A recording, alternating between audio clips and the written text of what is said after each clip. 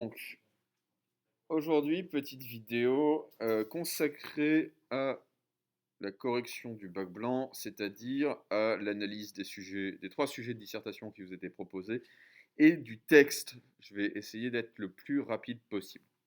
Au pire, hein, on débordera sur l'autre heure. Sujet numéro 1, la culture détruit-elle la nature? La culture détruit-elle la nature? Alors, il fallait évidemment s'interroger sur le rapport entre culture et nature, et pour ce faire, se demander si c'était un rapport, au fond, d'implication.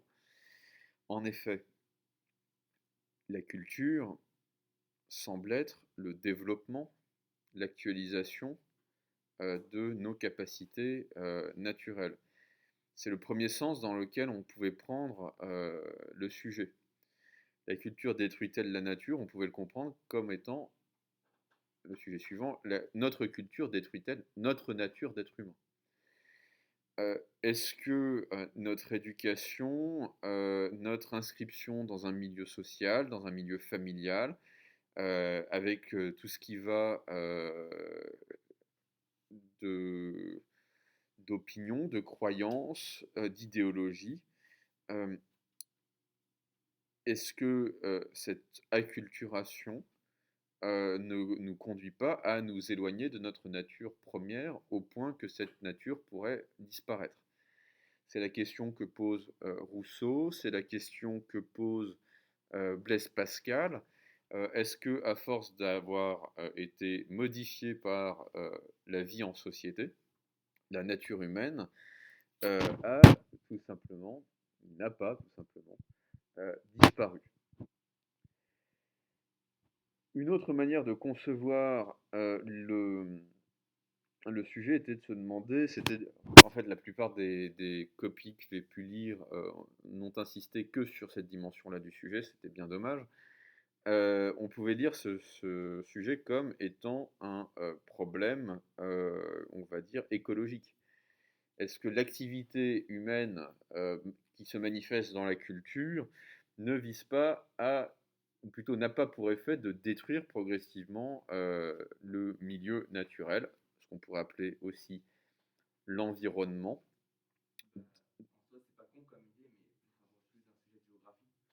Non, c'est pas ça. Oui, alors déjà, le problème, c'est que ça transformait vos copies en tract écolo, effectivement, à moins de 3 mois des régionales. Alors pourquoi pas, hein, mais euh, c'est pas, si vous voulez, c'est pas le sujet. On aurait dit la technique à ce moment-là, détruit-elle la nature? Mais l'idée de culture ici avait plutôt le sens, en tout cas il fallait aussi insister sur cette dimension-là du sujet, plutôt un sens personnel. Que reste-t-il de notre nature euh, une fois que nous avons été éduqués, une fois que nous avons été dressés par la société? Donc, comment poser le problème d'une manière qui est très simple? Tout d'abord, la culture semble supposer une nature. Il n'y a pas de culture sans nature. Il faut être naturellement quelque chose, être spontanément quelque chose, pour pouvoir greffer ensuite des comportements euh, culturels. Autrement dit, il en va du champ, C-H-A-M-P, comme de l'âme humaine, dirait Cicéron. Il faut un sol pour pouvoir cultiver. Et donc la culture de l'esprit est comme la culture de la terre, elle suppose un sol. Et ce sol serait notre nature.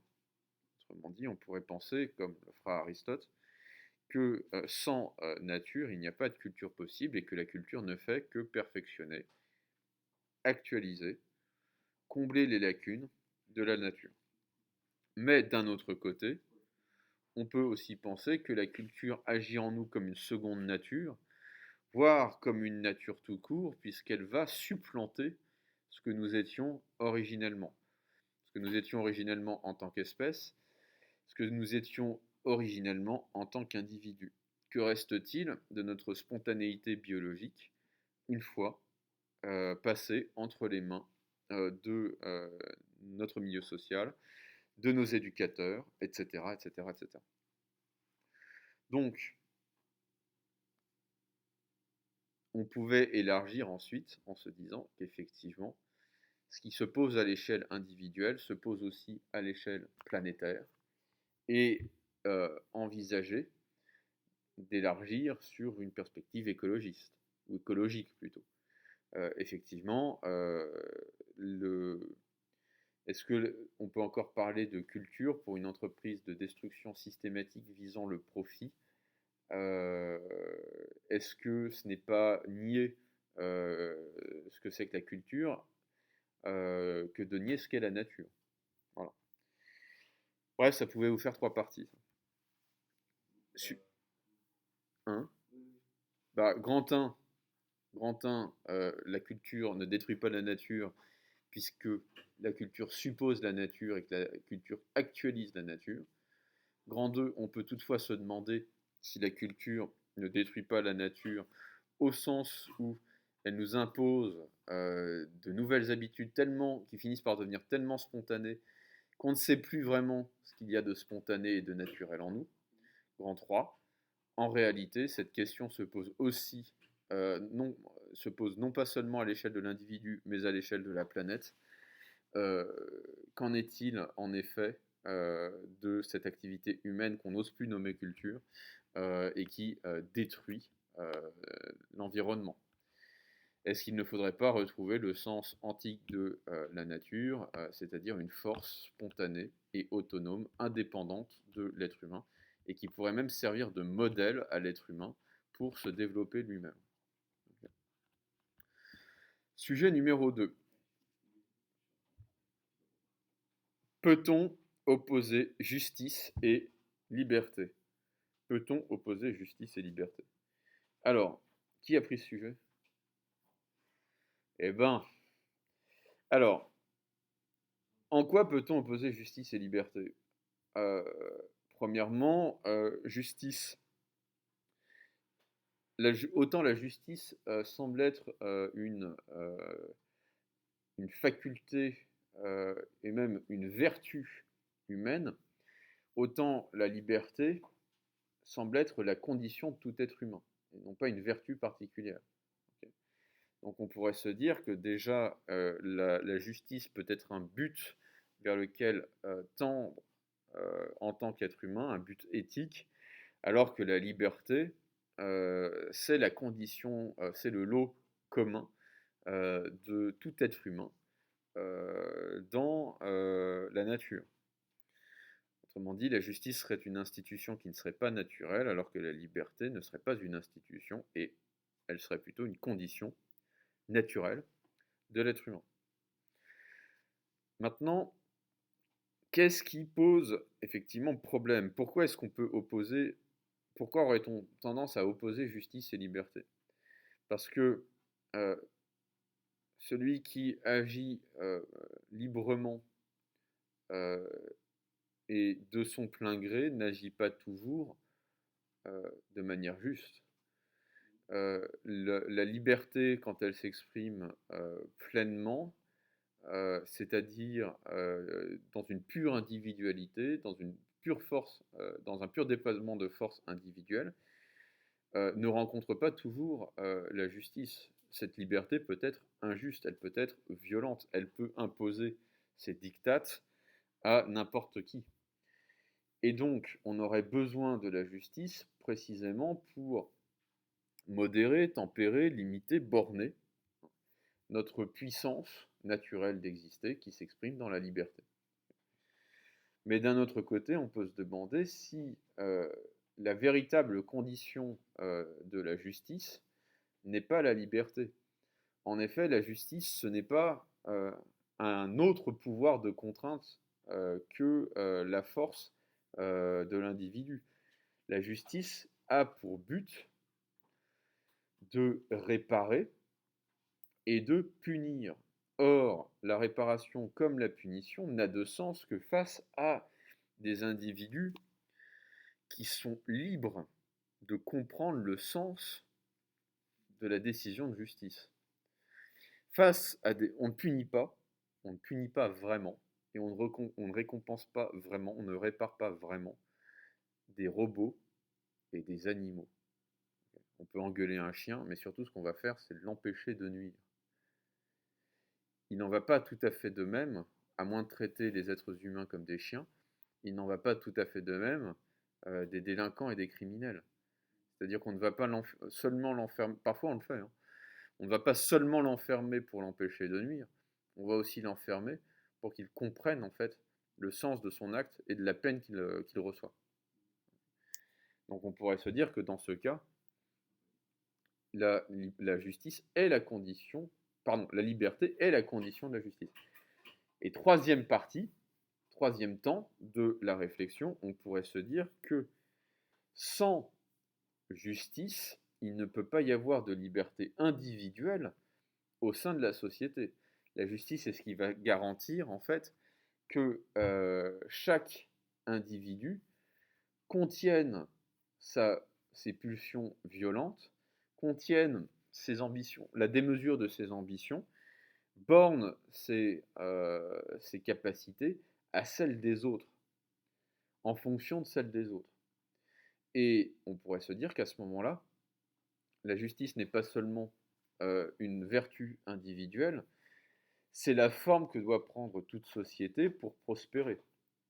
Faute de quoi, le déséquilibre entre les puissants et les faibles, entre les riches et les pauvres, entre les possédants et ceux qui n'ont rien, risquerait en fait d'annihiler le fondement même de toute sociabilité, c'est-à-dire le lien social, la solidarité. Sujet numéro 3. Qui a pris ce sujet? Okay. Antoine, vous avez pris quoi? Ok.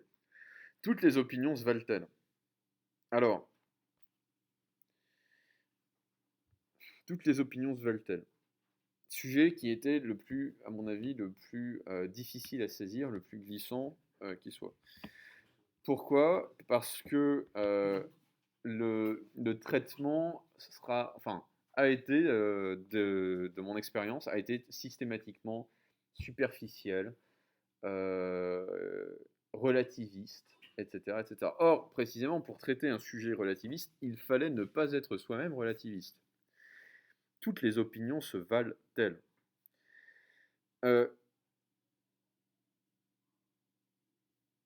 Qu'est-ce que ça signifie? À quel problème cela nous renvoie-t-il? Cela nous renvoie au problème du relativisme. Le relativisme consiste, en tout cas dans le cadre de ce sujet, le relativisme consiste à effectivement renvoyer chaque opinion à sa qualité, ou plutôt à son vice premier et inhérent, à savoir que toute opinion est une croyance, qu'aucune croyance n'est fondée dans la réalité, soit dans les faits, soit dans la raison, et qu'à ce titre, on n'a pas à hiérarchiser entre différents degrés de superstition, plus ou moins acceptables socialement. Donc, on pourrait se dire que à ce moment-là, effectivement, toutes les opinions se valent parce que ce sont toutes des opinions. Okay. Mais ce n'est pas parce que tous les hommes sont des hommes qu'ils se valent tous. Ce n'est pas parce que tous les paysages sont des paysages qu'ils se valent tous. Autrement dit, ce n'est pas parce que toutes les opinions ont en commun un certain critère qui fait d'elles des opinions qu'elles se valent toutes. Ce n'est pas en fonction de ce critère qu'on peut hiérarchiser ces opinions. Alors, en fonction de quels critères pourrait-on distinguer les opinions?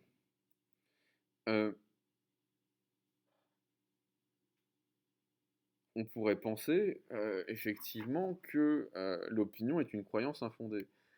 Or, ce n'est pas nécessairement le cas, c'est-à-dire que, certes, nous ne pouvons pas nous passer de certaines croyances dans nos existences, mais certaines croyances semblent plus raisonnables, hein.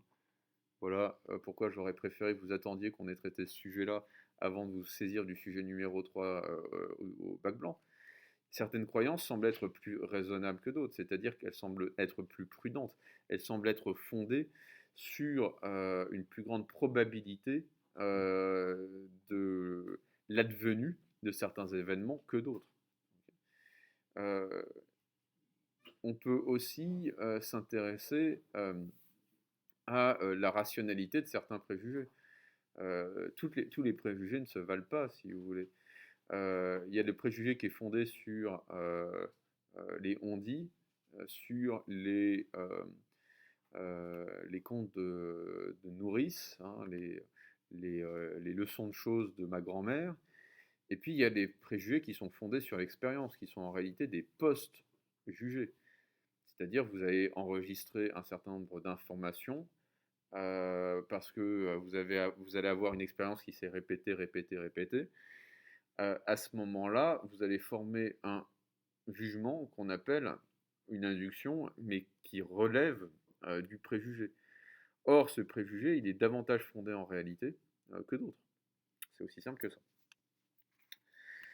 Alors, même s'il n'est pas plus fondé en raison. Sujet numéro 4. Je vous avais promis qu'on irait vite. C'est en effet, donc c'était le texte tiré du livre Alpha de la métaphysique d'Aristote. Il me semble que c'est le grand alpha. C'est en effet l'étonnement, moi je suis sûr que c'est le grand alpha, c'est en effet l'étonnement qui poussa comme aujourd'hui les premiers penseurs aux spéculations philosophiques. Au début, alors il y a des virgules qui vont pas, hein. Il n'y a pas de virgule après comme aujourd'hui par exemple. C'est en effet l'étonnement qui poussa comme aujourd'hui les premiers penseurs aux spéculations philosophiques. Au début, leur étonnement porta sur les difficultés qui se présentaient les premières à l'esprit. Puis s'avançant ainsi peu à peu, ils étendirent leur exploration à des problèmes plus importants tels que les phénomènes de la Lune, ceux du Soleil et des étoiles, enfin la genèse de l'univers. Or, apercevoir une difficulté et s'étonner, c'est reconnaître sa propre ignorance. C'est pourquoi même l'amour des mythes est en quelque manière amour de la sagesse, car le mythe est un assemblage de merveilleux.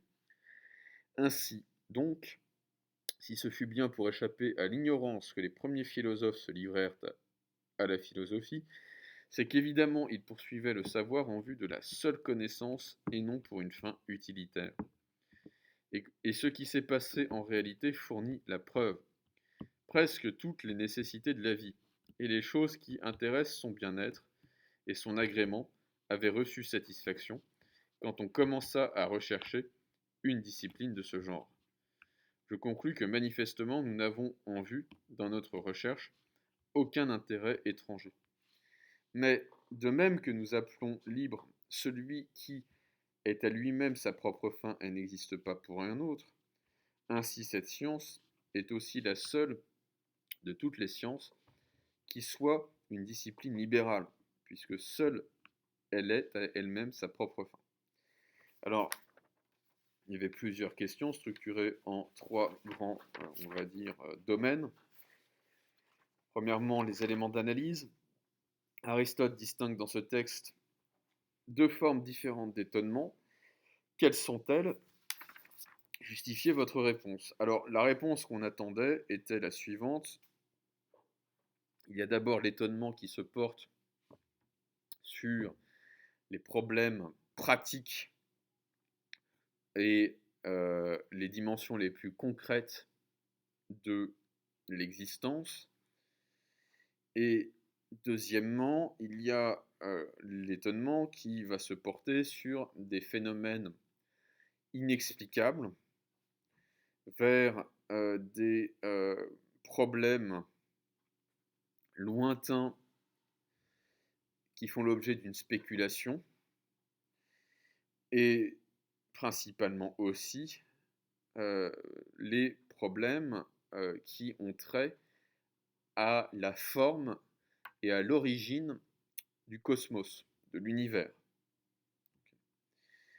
Comment comprendre cette distinction entre les objets immédiats qui se présentent à nous et les phénomènes plus lointains, voire les problèmes qui posent la question de notre origine. On peut penser qu'il s'agit de deux étonnements distincts. En réalité, moi je pense que c'est précisément le même étonnement qui va s'étendre en fait vers des problèmes qui nous ramènent toujours plus vers la cause de tout. Quelqu'un qui a un individu, quelqu'un qui a un problème pratique à résoudre immédiatement et concrètement, il va se demander quelle est la cause de ce problème. Et de fil en aiguille, au fur et à mesure qu'on remonte dans les causes, on va parvenir à la cause de ce que nous sommes, à la cause de l'univers, à l'origine, à la genèse, comme dit Aristote, à la genèse de l'univers, plutôt c'est son traducteur, et à la genèse de notre être. Question numéro 2. En quoi reconnaître sa propre ignorance met-il sur le chemin de la connaissance? Alors, savoir que l'on ne sait pas, reconnaître sa propre ignorance, c'est, comme certains de vos camarades ont pu le voir, c'est une forme de savoir, c'est une forme de conscience du caractère borné, ou plutôt limité de nos connaissances, et c'est déjà, en fait, une quête de sens et plus précisément d'explication de la part de notre esprit. Et plus précisément, reconnaître sa propre ignorance, c'est déjà se mettre sur la piste, c'est déjà s'orienter vers la recherche d'une cause particulière. On ne peut pas savoir qu'on ne sait pas quelque chose si on n'a pas déjà l'idée, la direction de ce qui provoque en nous cette ignorance. Pour le dire plus concrètement,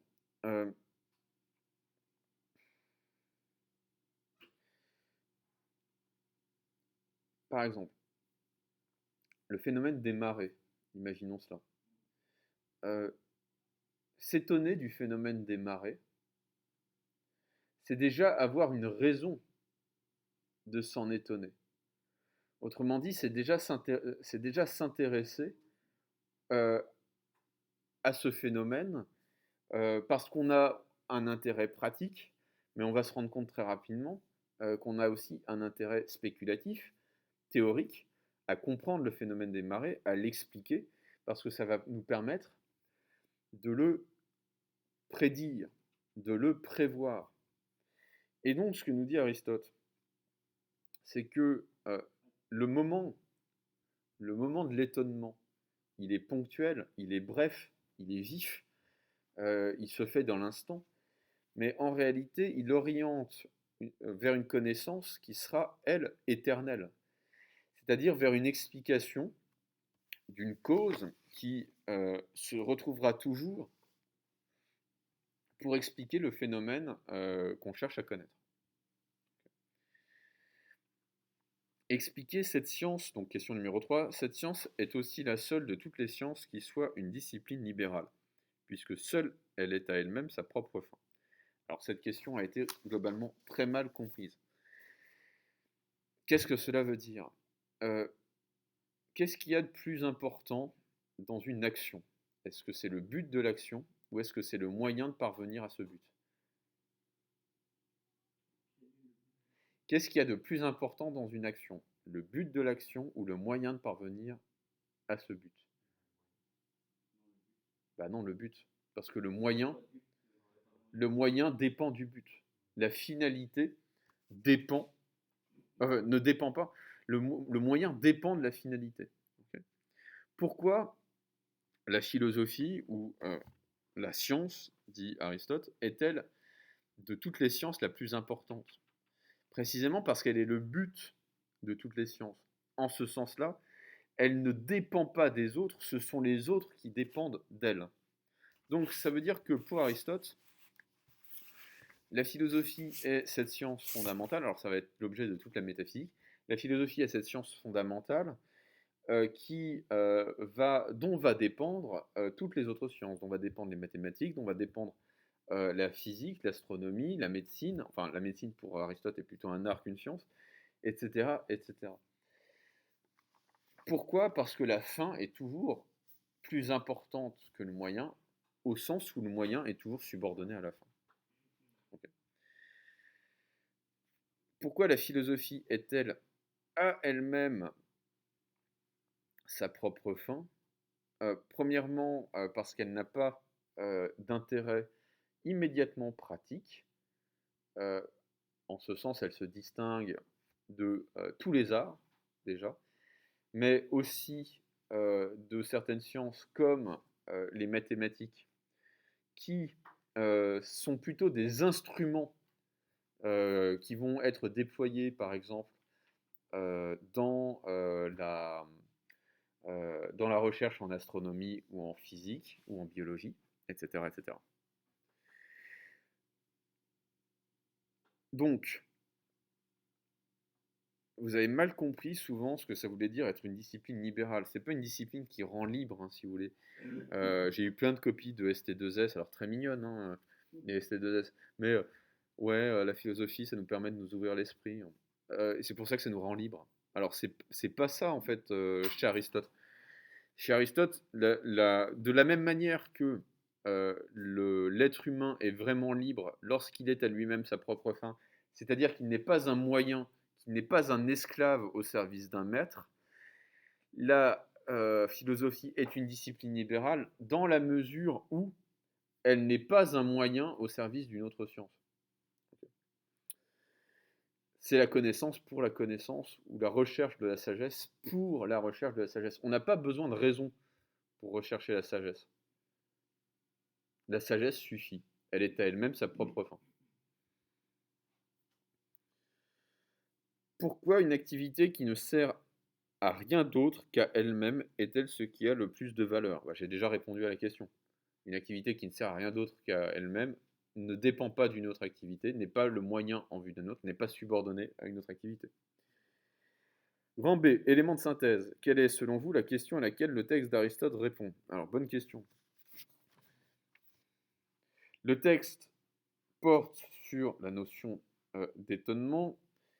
Il porte aussi sur le fait que l'étonnement, en réalité, ne porte pas sur d'abord, enfin, il porte d'abord, mais pas avant tout, sur des intérêts pratiques, mais sur des intérêts des intérêts spéculatifs, des objets spéculatifs comme l'origine de l'univers. Donc, quelle est la question à laquelle répond Aristote? Et pourquoi est-ce que c'est surprenant? Aristote nous dit que ce qui nous étonne le plus, c'est précisément ce qui nous intéresse le moins pratiquement. C'est-à-dire ce qui nous est pas forcément le plus utile. C'est ce qui révèle la grandeur et la spécificité de l'esprit humain, c'est qu'il va être capable de s'étonner d'objets qui lui sont en réalité et en apparence aussi très lointains, alors que très rapidement, il va être capable de dépasser l'étonnement qu'il a pour des problèmes pratiques. Comment cette réponse est-elle organisée? Montrer comment s'articulent les différents moments de l'argumentation. Bon, c'était le plan du texte.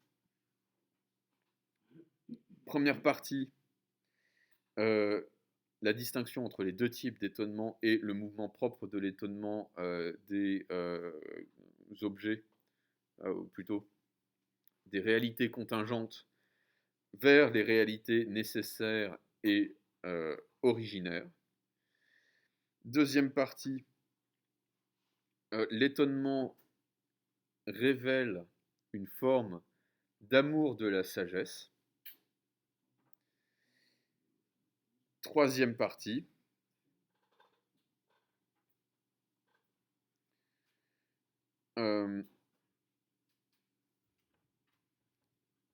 la science qui a pour principe, qui a pour arché, qui a pour principe et commandement l'étonnement, est la reine de toutes les sciences, au sens où elle a pour elle-même sa propre fin et ne dépend d'aucune autre.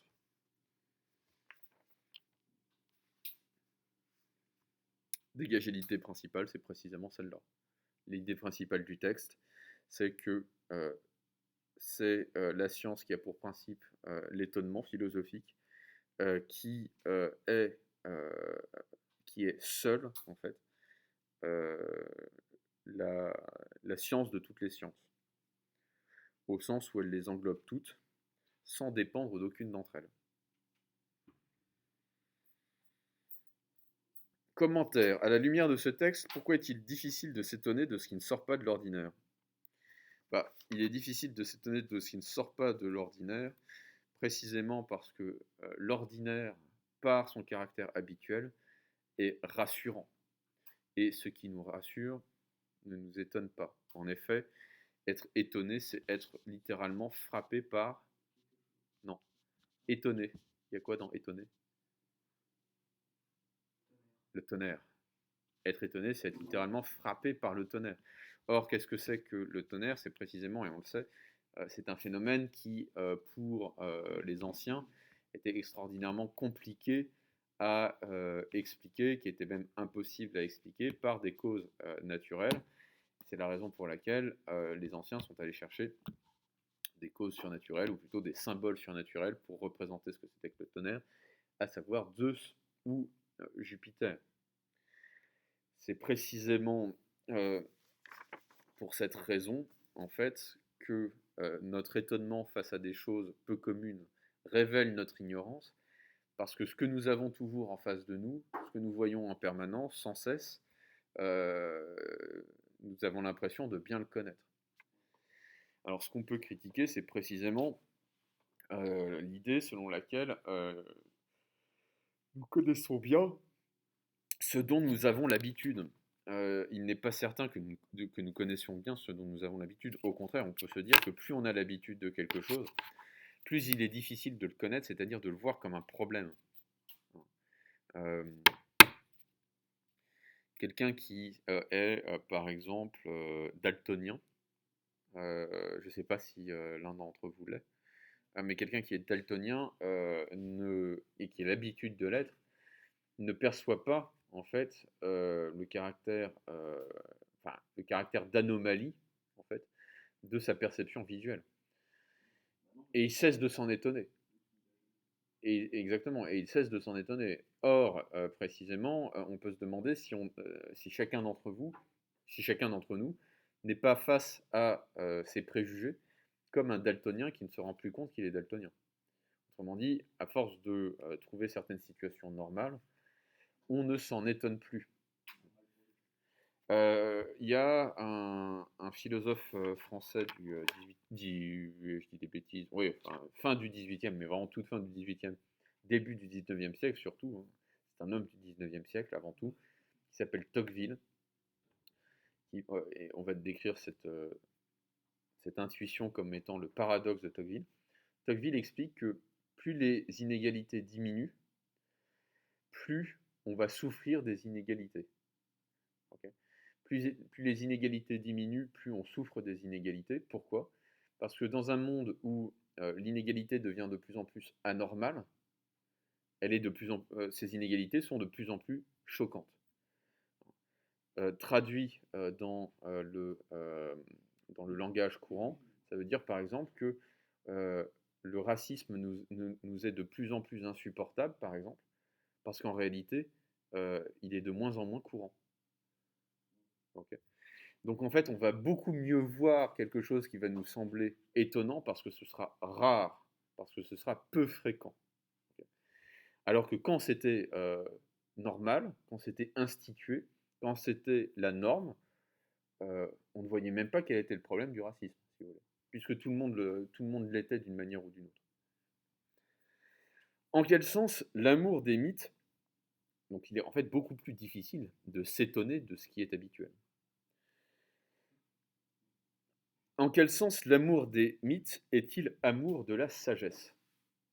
Alors ça, il y a peu d'élèves, voire aucun élève. Moi, j'ai dû corriger 70 copies à peu près de de ST2S, et il y en a 2 sur 70 qui ont compris la question et y ont bien répondu. En quel sens l'amour des mythes est-il amour de la sagesse? Qu'est-ce que c'est qu'un mythe? Un mythe, dit Aristote, c'est un assemblage de merveilleux, c'est-à-dire que c'est un récit qui rend compte de manière surnaturelle de phénomènes qui sont naturels. Autrement dit, qui va chercher des explications surnaturelles à des phénomènes naturels parce qu'ils n'ont pas d'autre explication. Et donc, l'idée d'Aristote, c'est que l'amour des mythes exprime par le merveilleux une forme d'amour de la sagesse. Pourquoi? Parce que c'est la prise de conscience de sa propre ignorance. Du fait qu'il y a là quelque chose, dans certains phénomènes, qu'il y a là quelque chose d'étonnant, de surprenant. Et on va essayer d'apaiser cette surprise par le récit mythologique. Tiens, il y a de la foudre qui tombe. Pourquoi? C'est le début de l'amour de la sagesse. Pourquoi la foudre tombe-t-elle? Pourquoi y a-t-il des tempêtes? Pourquoi y a-t-il des marées? Où vont les âmes après la mort? Tout cela, toutes ces questions-là, les mythes vont les prendre en charge, mais sous la forme du merveilleux. Voilà, j'en ai terminé pour la correction du bac blanc qui a été menée tambour battant.